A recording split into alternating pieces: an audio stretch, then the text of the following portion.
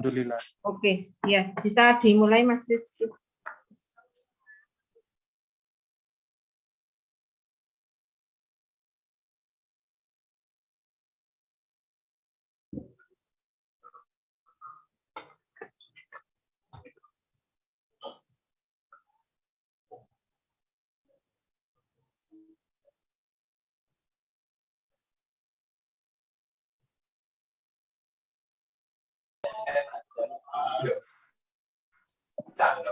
Baik, Assalamualaikum warahmatullahi wabarakatuh. Waalaikumsalam warahmatullahi wabarakatuh. Kami dari kelompok 4 akan mempresentasikan materi tentang ideologi. Next.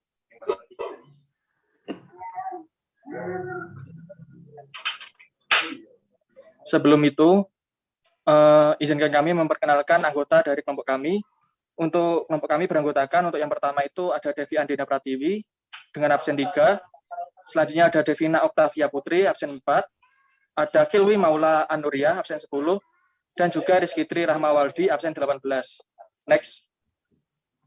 Berikut adalah pokok-pokok bahasan yang ada dalam materi ideologi.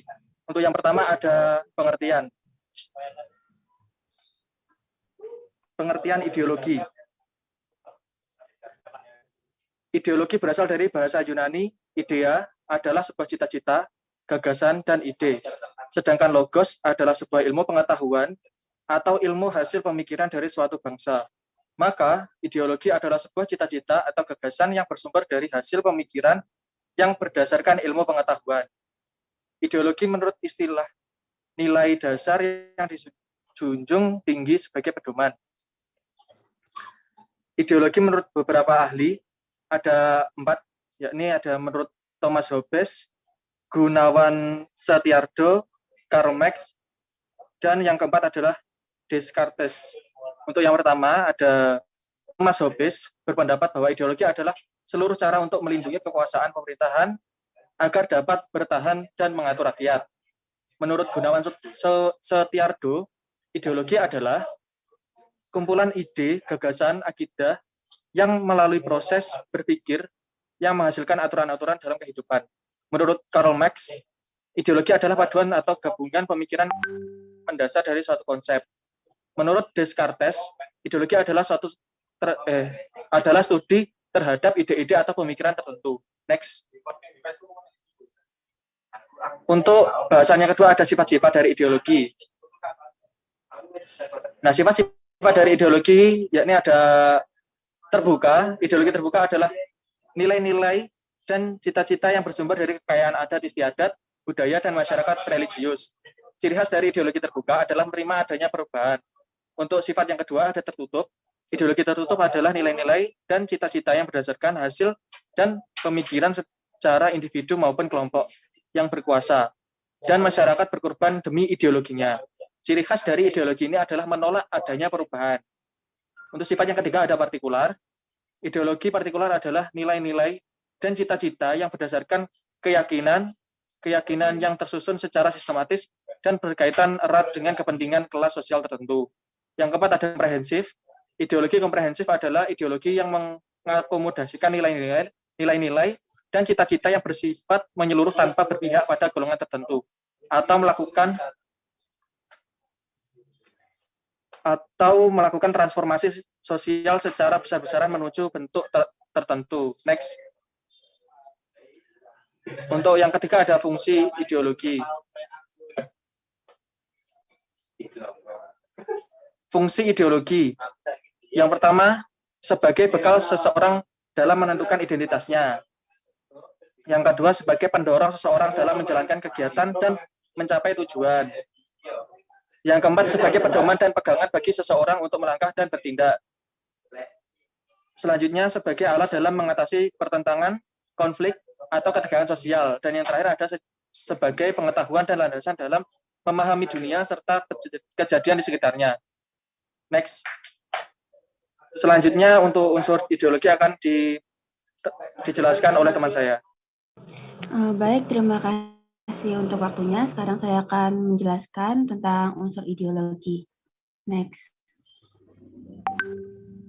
Jadi pada unsur-unsur ideologi itu terdapat 3. Jadi yang pertama itu ada unsur keyakinan.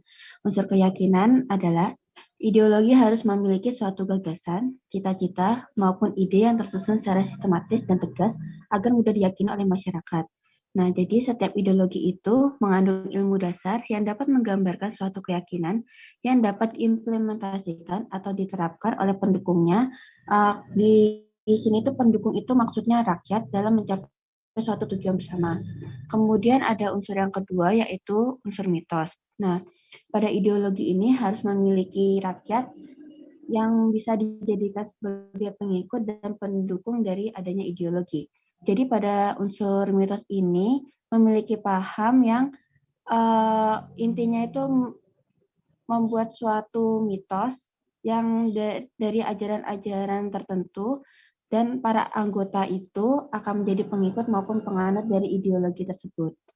Kemudian yang ketiga itu ada unsur loyalitas. Jadi pada unsur yang ketiga ini, ideologi harus memiliki anggota atau rakyat yang dapat mendukung gagasan, cita-cita, dan ide dengan merealisasikannya hingga mencapai suatu tujuan bersama. Jadi unsur loyalitas atau kesetiaan sangat berpengaruh pada suatu ideologi. Karena dengan adanya kesetiaan dari para rakyatnya, maka dapat merealisasikan suatu ide maupun gagasan dengan baik. Next. Kemudian yang kelima ada bentuk ideologi yang berkembang di dunia. Next. Untuk ideologi yang pertama yaitu ideologi komunis. Jadi ideologi komunis adalah ideologi yang mengacu pada sistem sosial ekonomi yang didasarkan pada kepemilikan komunal serta produksi barang. Jadi pada ideologi komunis ini adalah ideologi yang menjadi bahan pembenaran mengenai paham kapitalisme. Nah, pada paham ini tuh lebih mengedepankan segi ekonominya. Nah, hal tersebut menjadikan pada masa lampau itu, petani atau buruh menjadi bagian dari produksi. Jadi pada intinya pada ideologi komunis itu, masyarakat itu tunduk pada satu parpol, bangsa maupun negara yang dianutnya. Nah, pada pemerintahan dari sistem pemerintahan paham komunis ini bersifat diktator atau diktator itu seperti pemerintah itu mengatur seluruh kehidupan rakyatnya.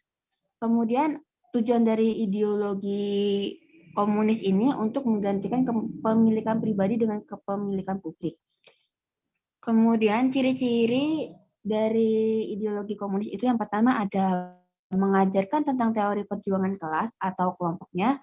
Kemudian yang kedua, biasanya penganut ideologi itu adalah ateis. Jadi ateis itu tidak mengimani Tuhan dan tidak percaya Tuhan.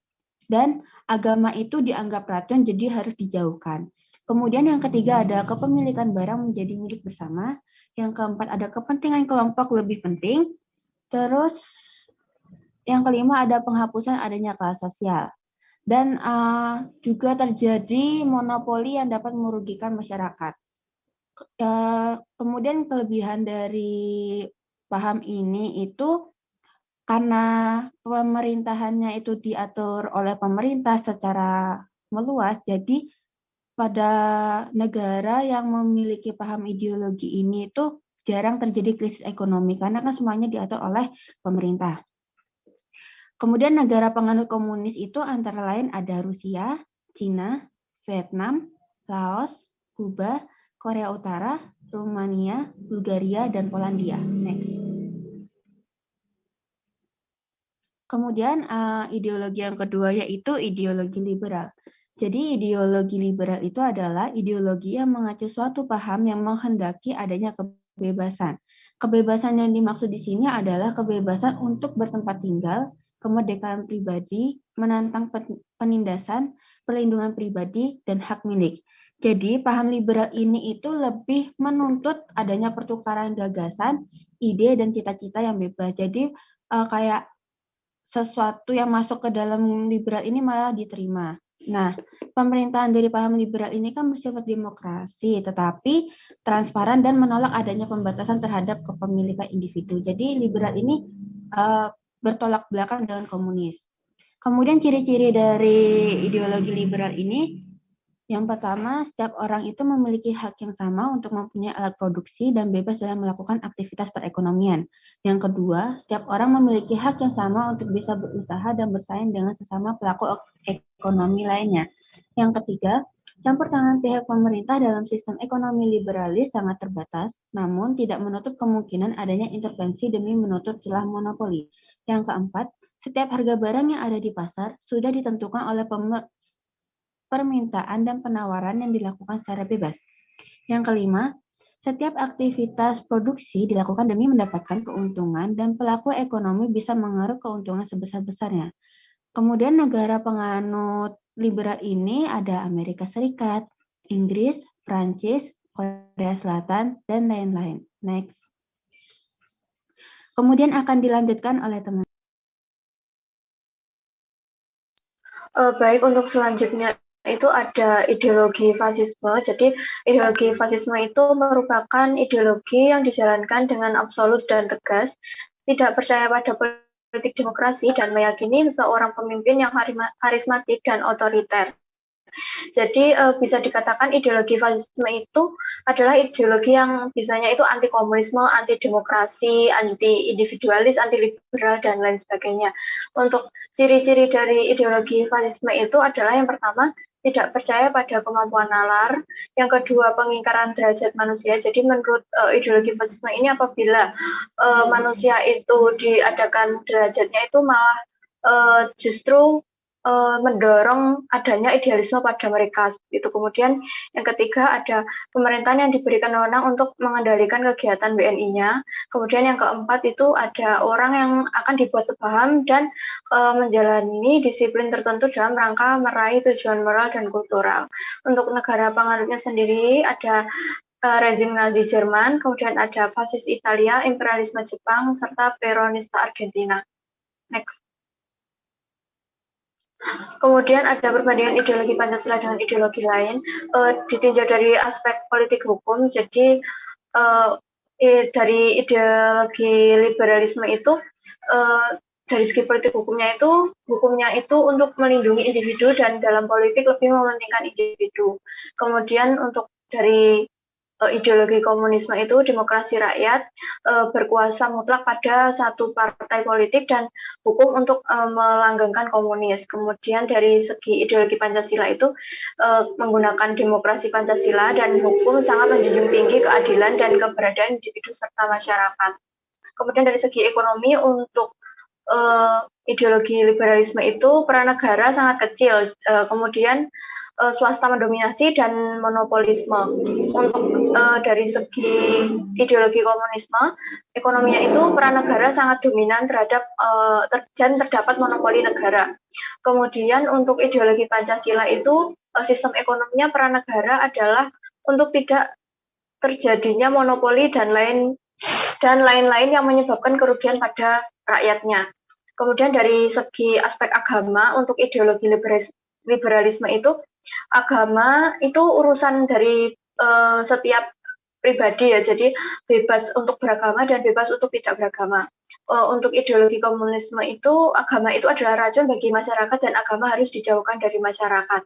Dan untuk ideologi Pancasila itu dari aspek agama itu setiap pribadi itu bebas memilih salah satu agama. Namun ateis tidak dilarang, namun juga tidak diakui. Dari segi ciri khasnya untuk ideologi liberalisme itu yaitu memiliki ciri khas penghargaan terhadap HAM, demokrasi dan sebagai negara hukum. Kemudian untuk ideologi komunisme, ciri khasnya itu adalah ateisme, otoriter, ingkar terhadap HAM, dan reaksi terhadap liberalisme dan kapitalisme. Kemudian untuk ideologi Pancasila sendiri ciri khasnya adalah pemerintah yang demokratis dan keseimbangan antara liberalisme dan komunisme. Next. Kemudian selanjutnya ada arti dari Pancasila sebagai ideologi terbuka. Next. Jadi Pancasila ini hadir sebagai ideologi negara Indonesia melalui proses musyawarah dari berbagai golongan masyarakat ya. Jadi Pancasila itu disebut ideologi terbuka karena Pancasila itu bisa menyesuaikan diri terhadap berbagai zaman tanpa harus mengubah nilai fundamentalnya. Melalui artikel relevasi Pancasila sebagai ideologi terbuka terbuka di era reformasi dalam jurnal Office volume 2 nomor 2 tahun 2016, Agus mengungkapkan bahwa ideologi Pancasila tidak kaku dan tidak tertutup, akan tetapi reformatif, dinamis, dan terbuka. Dengan kata lain, Pancasila itu bisa hidup di berbagai zaman dan mampu mengatur kondisi dinamika masyarakat yang sering mengalami perubahan. Nah, akan tetapi keterbukaan ideologi Pancasila bukan berarti mengubah nilai yang ada di dalamnya, namun hanya mengembangkan konsep dan penerapan dari nilai tersebut agar bisa memecahkan masalah yang berkembang dan terjadi di kehidupan masyarakat Indonesia. Kemudian kailan dalam negara kebangsaan Pancasila itu ada kultural, historis, filosofis, yuridis, dan aktualisasinya pada tahun 2013 itu menjelaskan mengenai berbagai nilai yang terkandung di Pancasila sebagai ideologi terbuka. Yang pertama adalah nilai dasar yang mencakup ketuhanan, kemanusiaan, persatuan, kerakyatan, dan keadilan. Kelima hal ini adalah pedoman fundamental yang sifatnya adalah universal, mengandung cita-cita negara dan tujuan yang baik dan benar. Yang kedua, nilai instrumental yang mencakup arahan, kebijakan, strategi, sasaran, dan lembaga yang melaksanakannya. Konsep ini merupakan perkembangan dari yang sebelumnya dasar. Nah, berkatnya penyesuaian pelaksanaan dari sesuatu yang dasar akan lebih jelas untuk bisa menyelesaikan masalah yang terjadi. Sedangkan terus yang ketiga itu nilai praktis, meliputi realisasi dan instrumental yang sifatnya nyata dan bisa digunakan untuk kehidupan bernegara. Dengan nilai terakhir ini, Pancasila bisa melakukan pengembangan serta perubahan agar bisa sesuai jika diterapkan dalam kondisi masyarakat Indonesia yang berubah. Next. Untuk selanjutnya akan dibacakan oleh teman saya. Baik, selanjutnya adalah syarat Pancasila sebagai ideologi terbuka. Untuk syaratnya Pancasila sebagai ideologi terbuka di sini, yang pertama, dimensi idealistis. Bagian ini menyangkut nilai dasar yang sebelumnya disebutkan, yakni ketuhanan, kemanusiaan, persatuan, kerakyatan, dan keadilan. Keberadaan Pancasila disebutkan oleh Suryanto dalam Pancasila sebagai ideologi ditinjau dari segi pandangan hidup bersama dalam Pancasila sebagai Indonesia sebagai ideologi yang bersumber pada nilai filosofis. Selain itu, oleh Kunto Wibisono dalam Pancasila sebagai ideologi terbuka, makalah pada lokakarya dosen-dosen Pancasila di PTN dan PTS Sekopertis Wilayah 5 pada tahun 1989 menerangkan idealistis dari Pancasila mampu memberikan harapan, optimisme, dan memotivasi masyarakat sesuai cita-cita bangsa. Yang kedua, dimensi normatif. Dimensi normatif nilai ini dasar yang terdapat dalam Pancasila mesti diperjelas dengan aturan atau sistem norma negara. Masih menurut Suryanto, bagian ini mengartikan bahwa Pancasila bisa mengatur sesuatu secara mendalam untuk pelaksanaannya melalui norma yang dibuat dan diubah. Yang ketiga, dimensi realistis poin. Poin ini mencerminkan Pancasila bisa hidup dalam segala keadaan yang sedang terjadi di Indonesia. Berkat dimensi ini, realita yang ada di Indonesia bisa diselesaikan dengan keterbukaan ideologi negara. Dengan nilai dasar yang disebutkan secara universal dan norma-norma normatif yang bisa diubah, Pancasila bisa diterapkan dalam kehidupan nyata menghadapi berbagai dinamika masyarakat Indonesia. Selanjutnya adalah ideologi tertutup. Ideologi tertutup adalah ajaran atau pandangan dunia atau filsafah yang menentukan tujuan-tujuan dan norma-norma politik dan sosial yang ditasbihkan sebagai kebenaran yang tidak dipersoalkan lagi, melainkan harus diterima sebagai sesuatu yang sudah jadi dan harus dipatuhi. Kebenaran suatu ideologi tertutup tidak boleh dipermasalahkan berdasarkan nilai-nilai atau prinsip-prinsip moral yang lain. Isinya dogmatis dan a priori, sehingga tidak dapat dirubah dan dimodifikasi berdasarkan pengalaman sosial. Karena itu, ideologi ini tidak mentolerir pandangan dunia atau nilai-nilai selain itu. Salah satu ciri khas atau dari suatu ideologi tertutup adalah tidak hanya menentukan kebenaran nilai-nilai dan prinsip-prinsip dasar saja, tetapi juga menentukan hal-hal yang bersifat konkret operasional. Ideologi tertutup tidak mengakui hak masing-masing orang untuk memiliki keyakinan dan pertimbangannya sendiri. Ideologi tertutup ini menuntut ketaatan tanpa reserve. Kemudian ciri-ciri dari ideologi tertutup ini mengutip dari buku panduan yang ada, yakni Panduan Tes Resmi CPNS dan BUMN 2018 sampai 2019 oleh Aryo Dewantara. Ideologi tertutup bisa dikenali dengan beberapa ciri antara lain yaitu bukan merupakan cita-cita yang sudah hidup dalam masyarakat. Nah, ideologi ini justru menjadi cita-cita kelompok tertentu yang digunakan untuk mengubah masyarakat. Nah, kepercayaan dan kesetiaan ideologisnya itu kaku dan tertutup, terdiri dari tuntutan konkret dan operasional yang diajukan secara mutlak. Terima kasih dari kelompok 4.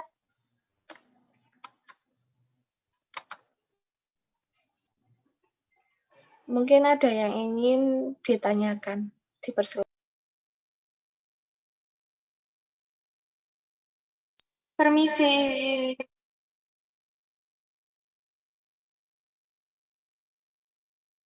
Ya, jadi silakan pertanyaan bisa langsung disampaikan ke kelompok ideologi, ditulis di kolom chat.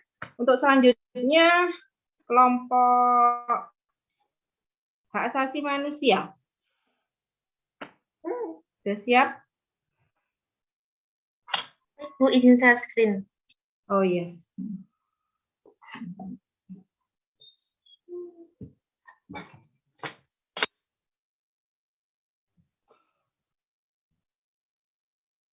Apakah sudah terlihat ya, Bu?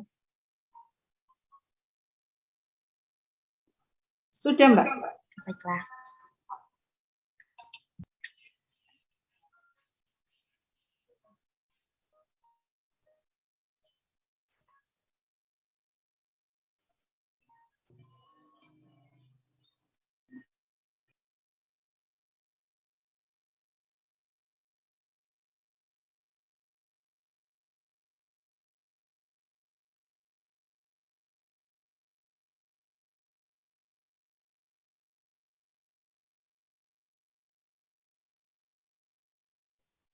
Baik, Assalamualaikum warahmatullahi wabarakatuh. Di sini kami dari kelompok 5 akan mempresentasikan tentang Pancasila dan pelaksanaan HAM di Indonesia.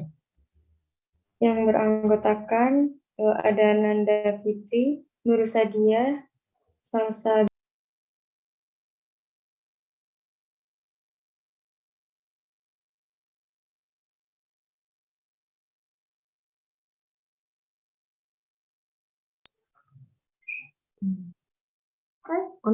Untuk nama kelompoknya, Pak, bisa di next. Oke,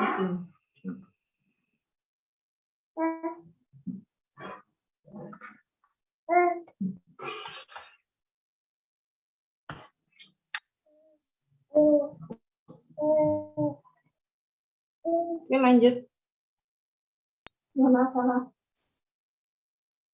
Sebentar, Bu, terdapat gangguan jaringan. Jadi untuk nama kelompoknya itu ada Nanda Fitri, ada Nurus Sadia, sama Salsabila Angelica Jasmine. Oke. Ya.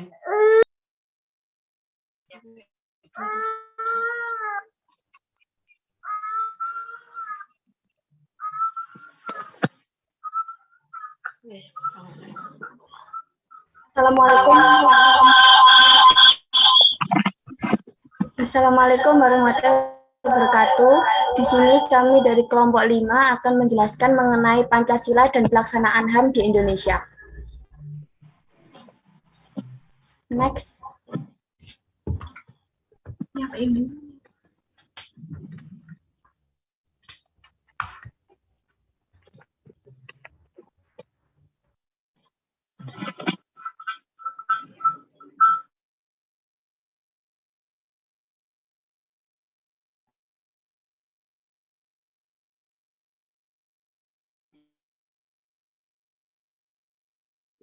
ini guys.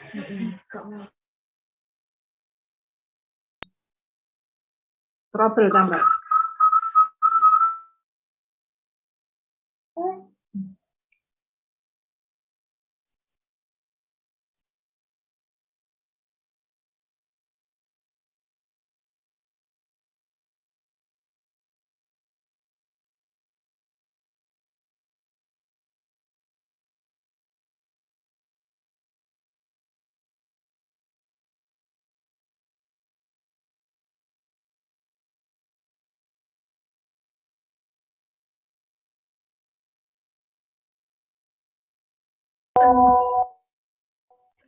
Yang pertama yaitu pengertian hak asasi manusia. Pengertian pertama yaitu menurut dalam bahasa Perancis, pengertian hak asasi manusia di dalamnya memuat pengertian daripada hak asasi manusia, yaitu hak yang dimiliki manusia menurut kodratnya, yang tak dapat dipisahkan dari hakikatnya, dan karena itu bersifat suci. Dua, menurut Darji Darmo Diharjo, pakar hukum Indonesia, hak-hak asasi manusia adalah hak-hak dasar atau hak-hak pokok yang dibawa manusia sejak lahir sebagai anugerah Tuhan Yang Maha Esa. Dari Darji Darmodio 1991-138. Yang ketiga yaitu menurut Padmo Wahjono, hak asasi manusia adalah hak yang memungkinkan orang hidup berdasarkan suatu harkat dan martabat tertentu beradab.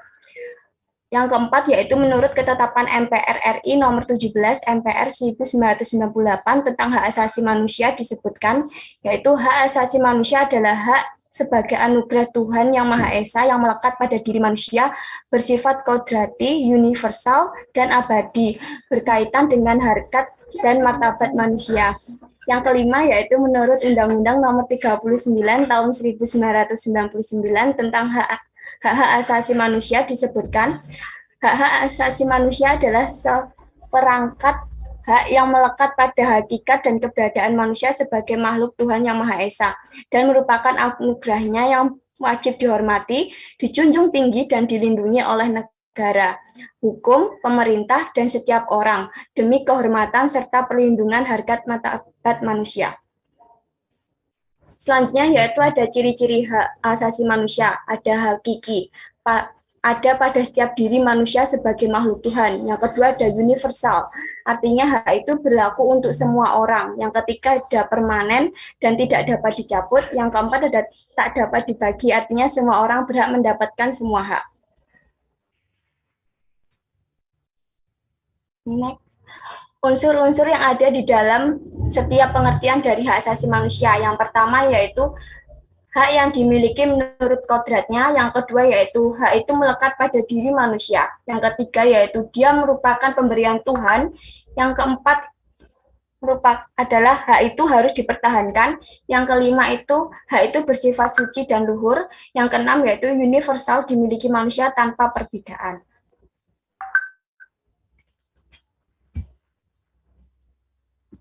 Selanjutnya yaitu klasifikasi HAM. Hak-hak pribadi meliputi kebebasan menyatakan pendapat, kebebasan memeluk agama. Yang kedua ada hak ekonomi, hak untuk memiliki sesuatu, membeli atau menjual serta memanfaatkannya. Yang ketiga yaitu hak asasi untuk mendapatkan perlakuan yang sama dalam hukum dan pemerintahan. Selanjutnya ada hak asasi politik, yaitu hak untuk ikut serta dalam pemerintahan. Selanjutnya ada hak asasi sosial dan budaya, misalnya hak untuk memilih pendidikan. Selanjutnya ada hak asasi untuk mendapatkan perlakuan tata cara peradilan dan perlindungan, peraturan dalam hal penangkapan, procedural right.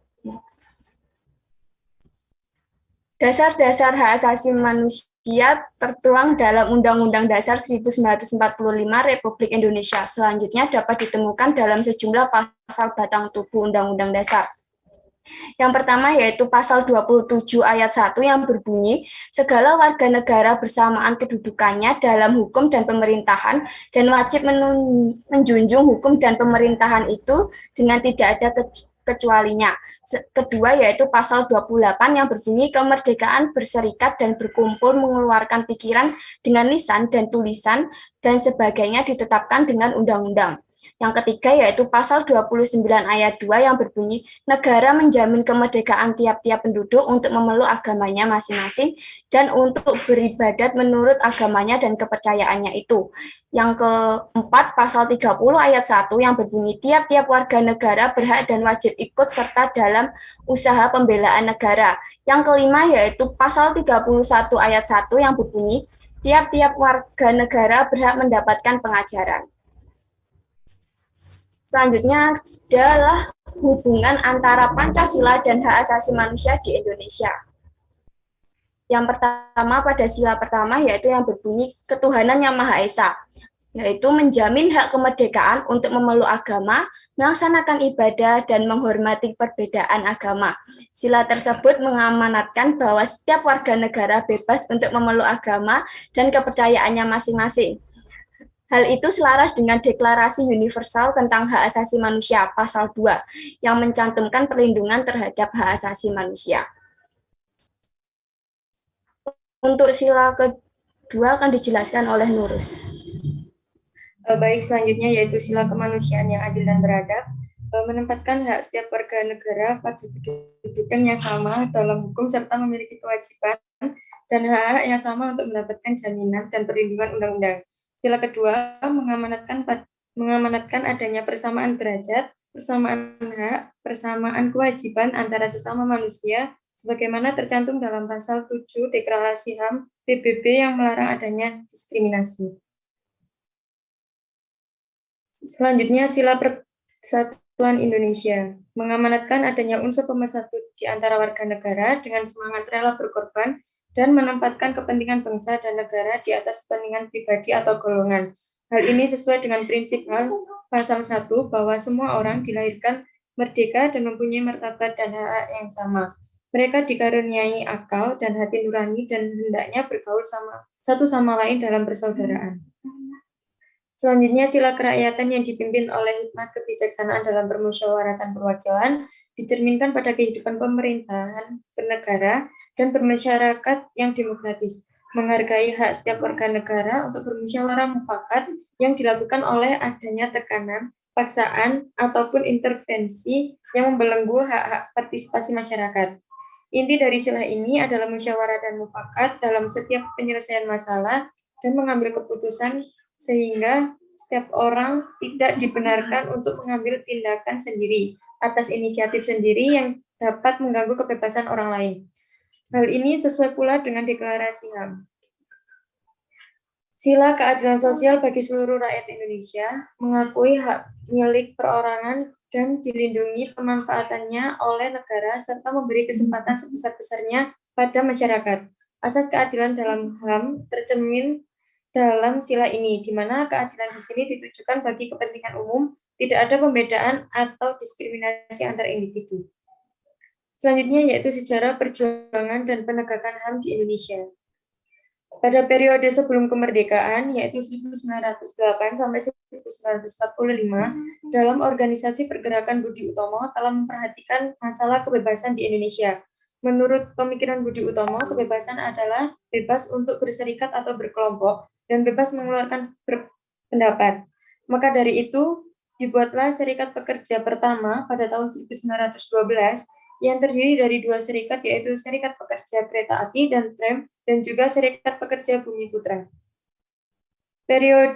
Pada periode awal kemerdekaan, yaitu 1945 sampai 1950, pada awal kemerdekaan, pemikiran HAM masih menekankan hak untuk merdeka, hak untuk berserikat, hak berpolitik, hak berpendapat. Pemikiran HAM telah mendapat legitimasi secara resmi dan formal, tapi masih belum sempurna, dan masuk ke dalam hukum dasar negara atau konstitusi, yaitu UUD 1945, sebagaimana yang telah dinyatakan pada tanggal 1 November 1945. Selanjutnya akan dilanjutkan oleh Baik, pada periode 1950 sampai 1959, dalam periode ini perjalanan negara Indonesia dikenal dengan sebutan periode demokrasi parlementer. Pemikiran HAM pada masa ini mendapatkan momentum yang sangat membanggakan karena suasana kebebasan yang menjadi semangat demokrasi liberal atau demokrasi parlementer mendapatkan tempat di kalangan elit politik.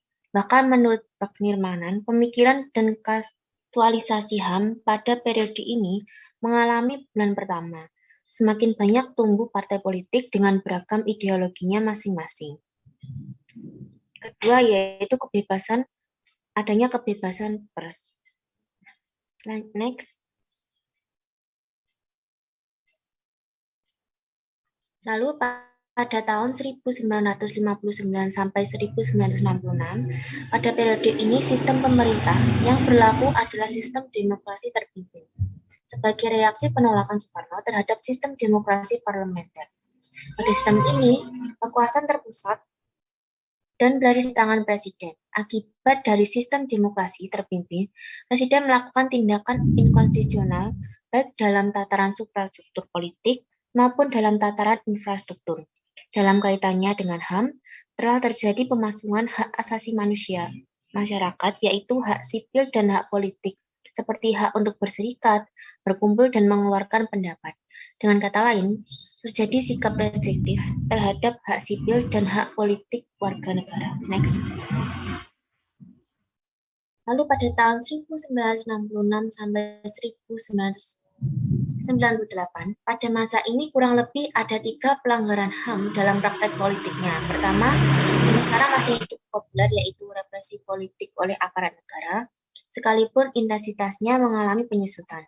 Contohnya pada penanganan Tanjung Priok, Kedung Ombol, Santa Cruz, dan lain-lain. Kedua, pembatasan partisipasi terhadap politik atau yang sering disebut dengan depolitisasi. Ini termasuk pelanggaran HAM dikarenakan penyimpang hak asasi manusia untuk bebas berserikat, berkomplot, berorganisasi, dan hak mengeluarkan pendapat. Yang ketiga yaitu eksploitasi ekonomi dan juga implikasi sosialnya.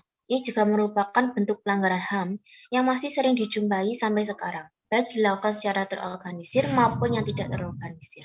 Selanjutnya,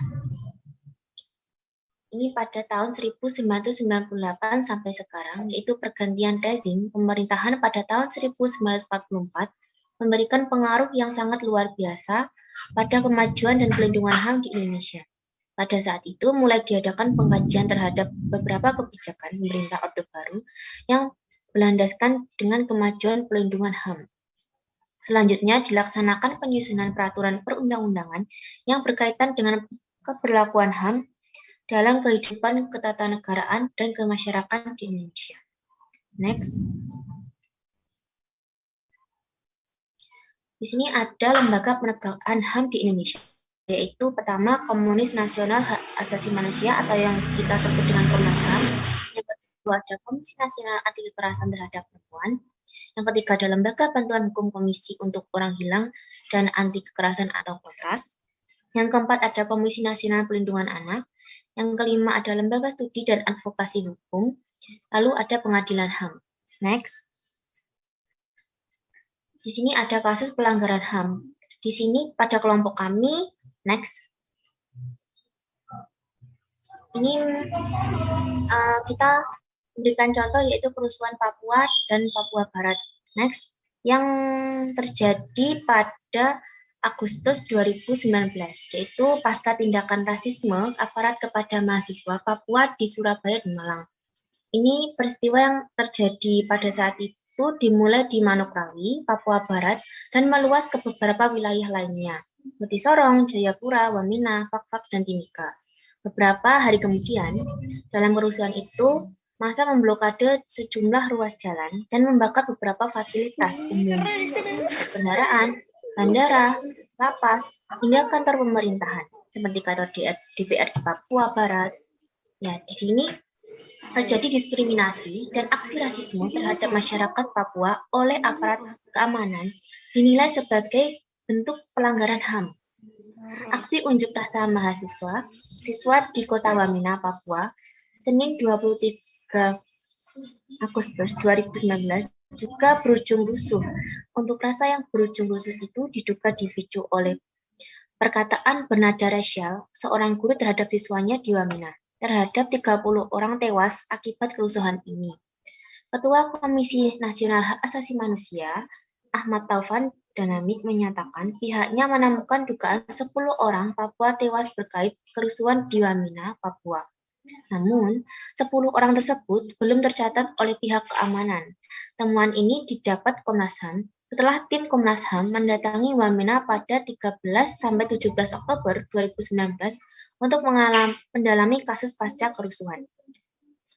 Next. Sekian presentasi dari kami. Bila ada salah kami mohon maaf. Wassalamualaikum warahmatullahi wabarakatuh. Dan terima kasih kelompok hak asasi manusia ya. Silakan untuk pertanyaannya, 3 pertanyaan untuk kelompok HAM. Sekarang kita kembali lagi ke kelompok ideologi. Sudah ada jawabannya?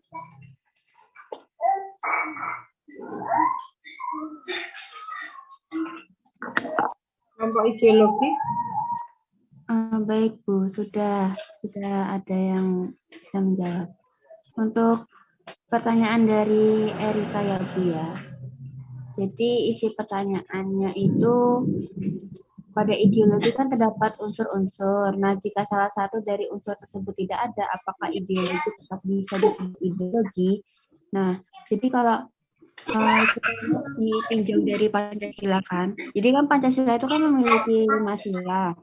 Misalkan salah satu dari sila itu tidak ada, maka itu tidak bisa disebutkan, tidak bisa dinamakan dengan Pancasila. Nah, menurut saya begitu juga berlaku pada ideologi ini, Bu. Jadi ideologi kan punya 3 unsur. Jadi kalau misalkan salah satu unsurnya tidak ada, jadi tidak bisa disebut dengan ideologi. Karena unsur-unsur tersebut kan merupakan suatu dasar terbentuknya ideologi. Begitu Bu kalau menurut saya. Apakah untuk Erika bisa diterima jawabannya? Baik, jawabannya sudah bisa diterima. Terima kasih. Baik, terima kasih kembali.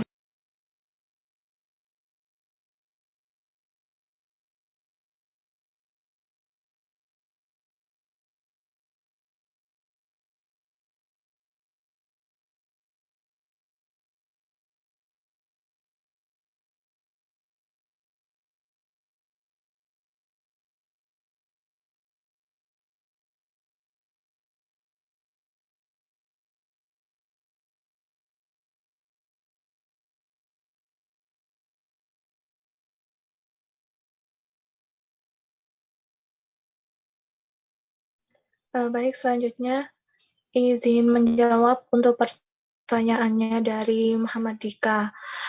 Dari maraknya mural dan grafiti yang, mohon maaf, untuk pertanyaannya,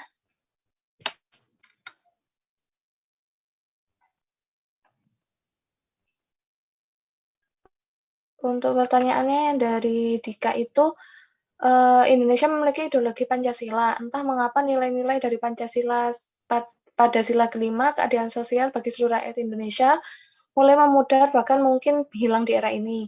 Dapat dilihat sendiri saat ini banyak kasus-kasus yang mana seharusnya bisa dihakimi dengan seadil-adilnya. Tapi entah bagaimana jalannya kasus tersebut di akhir keputusan tidak menunjukkan nilai keadilan.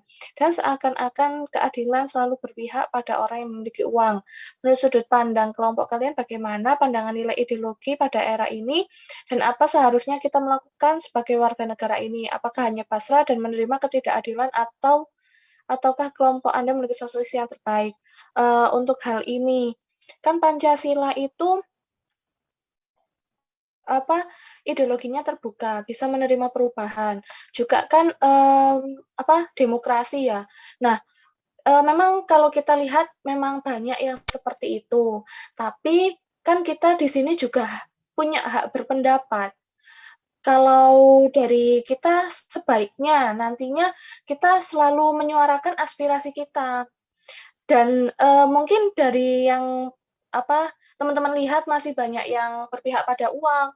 Namun kemarin itu sepertinya ada beberapa kasus di mana ketika dari kepolisian atau dari pihak tertentu itu salah menanggapi permasalahan, itu bisa langsung dicopot jabatan. Nah, dengan hal seperti itu kan juga sudah menunjukkan bahwa ideologi Pancasila ini tuh diterapkan dengan baik gitu.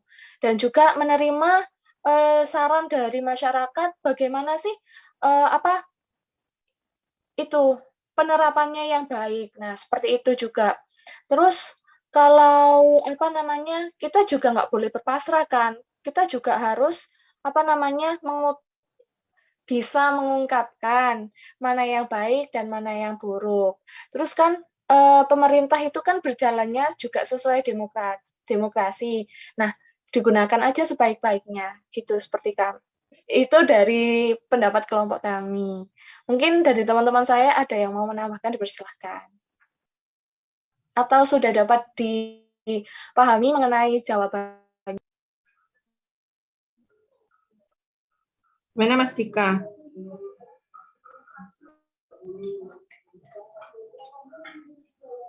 Dika? Jawabannya sudah diterima, sangat baik sekali. Terima kasih pada kelompok 4. Ya, mungkin saya nambahin aja untuk yang sila kelima keadilan sosial bagi seluruh rakyat Indonesia. Mungkin kalau ya memang untuk hal-hal tertentu bisa kita lihat, oke lah, bagus gitu ya. Tapi dalam hal penegakan hukum terhadap kasus korupsi, kita bisa lihat seperti apa ya, bagaimana hakim memberikan vonis kepada koruptor-koruptor yang notabene adalah anggota dari partai-partai koalisi. Seperti kalian lihat mungkin minggu depan ya untuk presentasi korupsi ya. Jadi kasus korupsi dana bansos COVID ya. Dulu Menteri Hukum dan HAM-nya kan bilang kalau ada yang korupsi dana bansos ancamannya hukuman mati. Mungkin pernah kalian baca di berita online ya. Tetapi vonis hakim berapa tahun terhadap koruptor bansos itu? Kalau nggak salah 10 tahunan ya, nanti coba dicek ya. Intinya nggak sampai hukuman seumur hidup, nggak bahkan hukuman mati, apalagi hukuman mati gitu. Ya, tapi hanya penjara berapa tahun gitu loh. Dengan kerugian negara yang cukup besar ya, merugikan keuangan negara seperti itu. Nah, kita lihat, nah ini siapa yang koruptor ini gitu loh.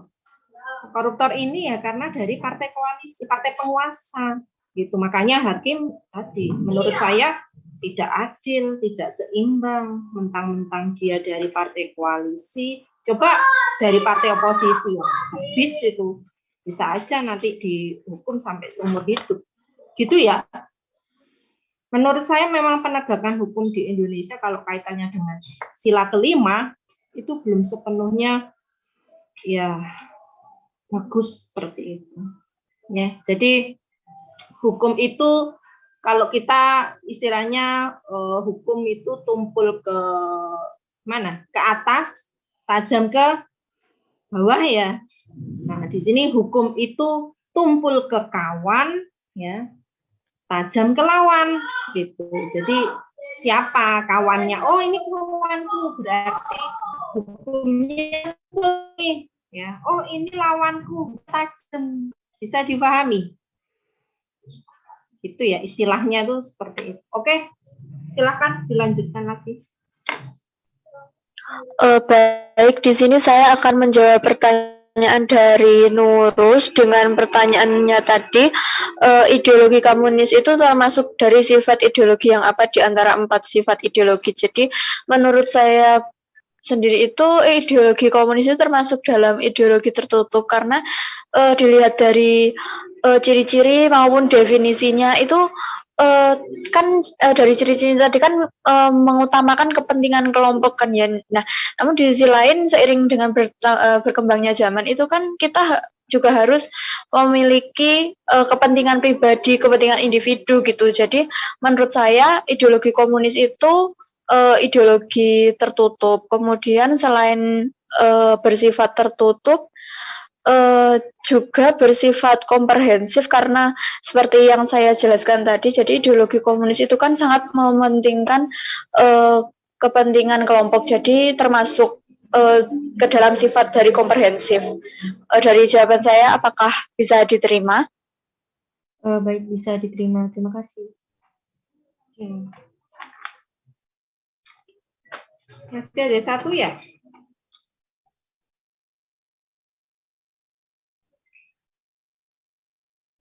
Pertanyaan untuk ideologi sudah bisa, kayaknya masih ada satu. Baik Bu, untuk pertanyaan yang selanjutnya akan saya jawab.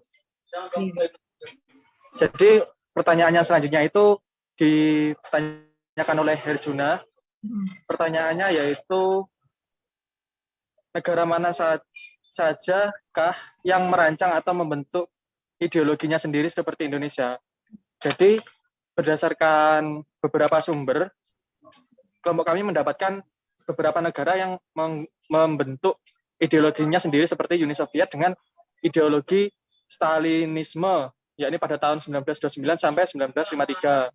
Selanjutnya ada negara Jerman dengan ideologi nazismenya.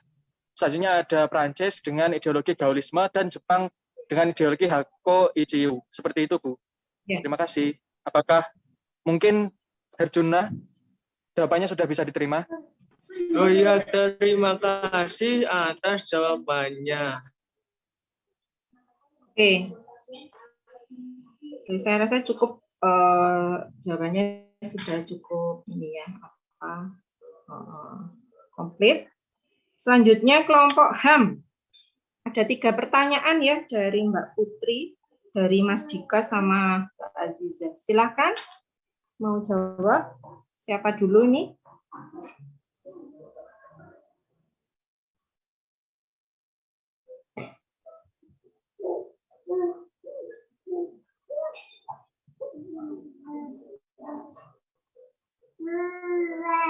Baik, di sini saya akan menjawab pertanyaan dari Putri Riau Cantika, yaitu Mbak Cantika ini bertanya tentang HAM merupakan unsur penting dalam bernegara. Namun di Indonesia sendiri banyak sekali pelanggaran HAM yang terjadi mulai dari ringan hingga yang berat. Meskipun banyak pelanggaran ringan maupun yang namanya HAM. Nah, apakah faktor yang mempengaruhi terjadinya HAM ini dan bagaimana cara kita untuk mencegahnya? Cara kita mengatasinya sebagai mahasiswa. Baik, jadi gini ya, hak asasi manusia itu kan ada di setiap diri manusia dan kita bersosialisasi sebagai manusia. Jadi HAM kita dengan orang lain itu jadi kayak bertabrakan lah intinya, dan manusia sendiri juga mempunyai sifat yang egois, yang sedikit memiliki empati juga. Jadi itu dapat menjadi penyebab terjadinya pelanggaran HAM. Seperti tingkat karena kesadaran HAM-nya juga rendah dan juga tidak sadarnya akan hukum yang berjalan tentang HAM tersebut. Lalu kita sebagai mahasiswa yaitu dapat berperan untuk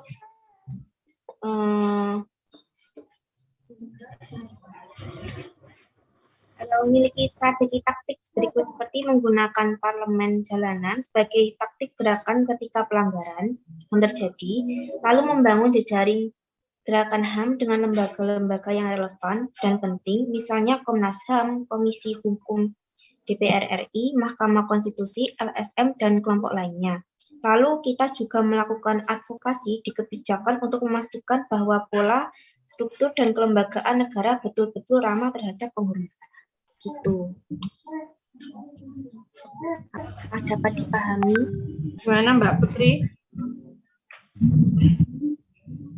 Iya, terima kasih. Jawabannya sudah bisa. Terima kasih Mbak Cita. Ya. Sama.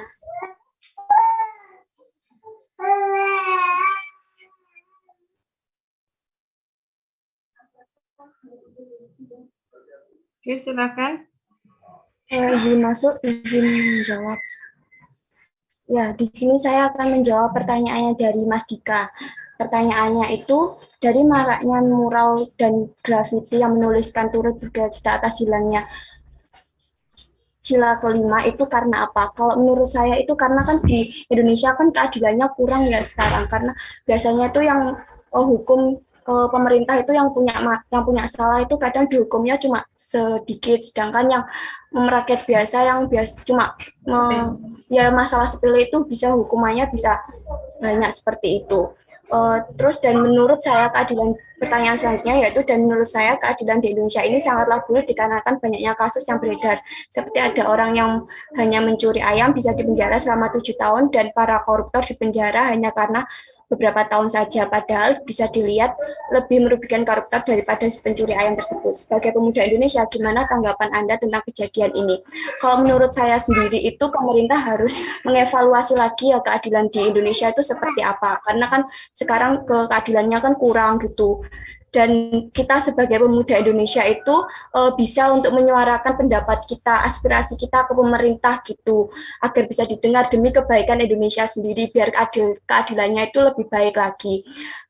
Jika seumpama suara dari pemuda Indonesia itu tidak didengar, kita itu bisa melakukan demo, tapi dengan catatan itu demonya itu tidak boleh anarkis seperti itu, harus demo yang baik jika tujuannya itu agar suara kita itu didengar oleh pemerintah seperti itu. Gimana Mas Dika atas jawaban saya?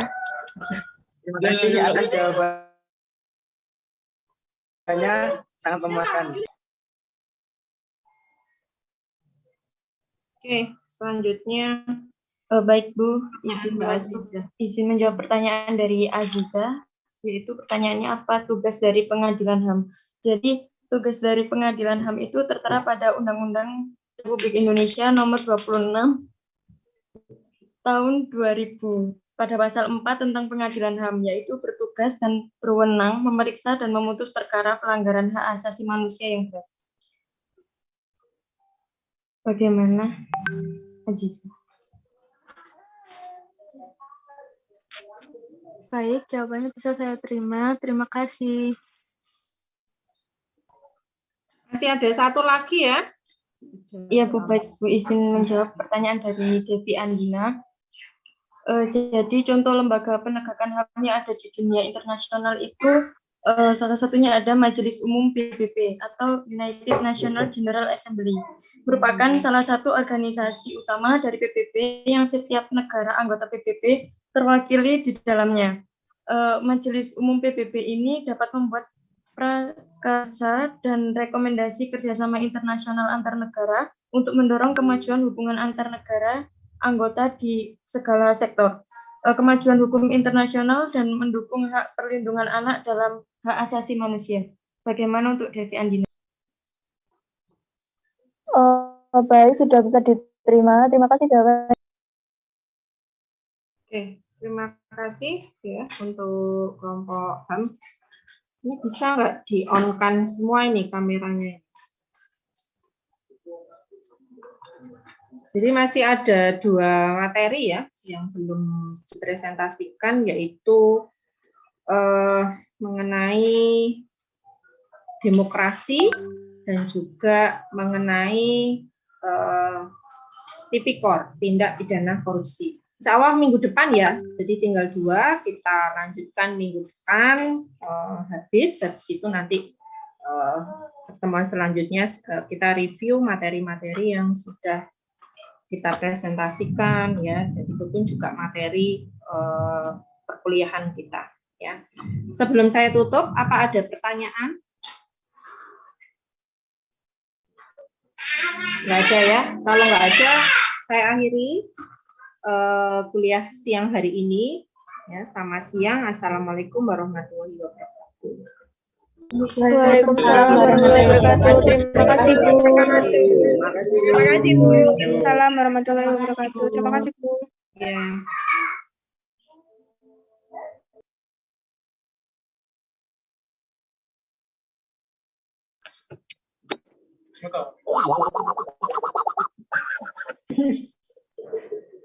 Quack, quack, quack.